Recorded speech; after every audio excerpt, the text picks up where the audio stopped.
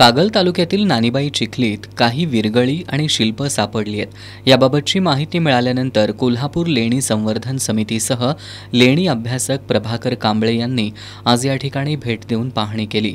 सापडलेल्या विरगळीवरून चिखली गावच्या संवर्धनासाठी झालेल्या युद्धात एखाद्या वीरानं बलिदान दिलं असणार असा अंदाज त्यांनी व्यक्त केला। त्याचबरोबर भागात जैन धर्माचं प्राबल्य असण्याची शक्यता कांबळे यांनी वर्तवली आहे। नंतर तो अप्सरा किंवा हे त्यांना ते स्वर्गात घेऊन गेला आणि स्वर्गात गेल्यानंतर ही तो पूजा करतात आपल्या देवतांची। मग कसं असतं स्थानिक लेवलला जे देव असतो देवता असतो धर्म असतो त्याच्यावरती ती पूजा केली जाते।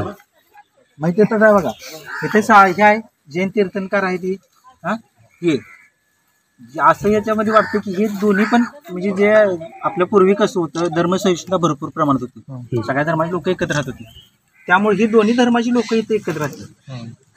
आणि काही काही ठिकाणी तुम्हाला जिथं जैन धर्म बौद्ध धर्म दिसणार नाही त्या ठिकाणी फक्त शंकराई दिसणार। शिल्प पाहिल्यानंतर गावात इतिहासाचा खजिनाच असल्याचं दिसून येत आहे, त्यामुळे या इतिहासाला अधिक संशोधनाची गरज असल्याचं मत त्यांनी व्यक्त केलं। ही विरगळ तीर्थंकर साधू यांची असून याचे संदर्भ सदाशिव टेटविलकर यांच्या महाराष्ट्रातील वीरांगणा या पुस्तकामध्ये सापडतात असं त्यांनी स्पष्ट केलं। विरगळीमध्ये बाण, भाले, तलवार, ढालीची चित्र आहेत। सापडलेली शिल्प सुमारे 1200 वर्षापूर्वीची असल्याचा अंदाज त्यांनी व्यक्त केलाय। या गावाला वैभवशाली इतिहास आहे।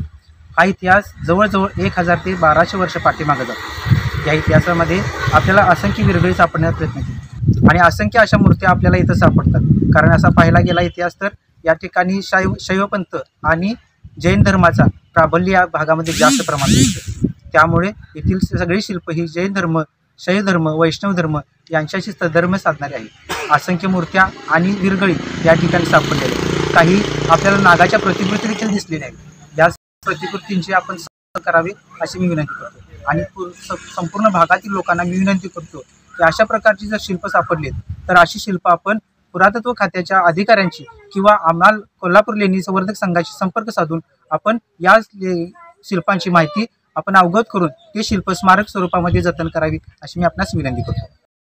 गावाला हजारो वर्षाचा इतिहास असल्याचं यावरून सिद्ध होत असून या विरगळ आणि शिल्पांचं जतन आणि संवर्धन करण्यात येणार असल्याची ग्वाही सरपंच अल्लाबक्ष सय्यद यांनी दिली। आपल्या गावामध्ये 1000 वर्षापूर्वीपासून लोकवस्ती होत आहे। आणखी अशी ही समृद्ध ऐतिहासिक असा वारसा आपल्याला लाभला आहे याचा सर्व ग्रामस्थांना अभिमान वाटेल असंच हे गाव आहे। तेव्हा ज्या ज्या लोकांना अशा प्रकारच्या या कलाकृती सापडतील, मूर्ती सापडतील, त्यांनी ग्रामपंचायतीशी संपर्क साधून त्या मूर्ती जमा कराव्यात। आणखीन अशा प्रकारच्या या मूर्तींची विटंबना न होता किंवा त्या इतिहासाला कुठेही फेकून न देता त्याचं संवर्धन करण्यात यावं आणि त्यासाठी सर्वतोपरी आमच्या दृष्टीनं आम्ही ग्रामपंचायतीच्या वतीनं आणि पुरातत्व खात्याच्या वतीनं आम्ही निश्चित स्वरूपामध्ये प्रयत्न करू अशी मी आपल्याला म्हणजे ग्वाही देतो। यावेळी ग्रामपंचायत सदस्य श्रीशैल नुल्ले, अजित मगदूम, राजेंद्र कोरे, विशाल चिखलीकर, गजानन कांबळे, भारत मगदूम, बाबासो कांबळे, बाबासाहेब मगदूम, विजय मगदूम, वैभव गळतगे आदी उपस्थित होते।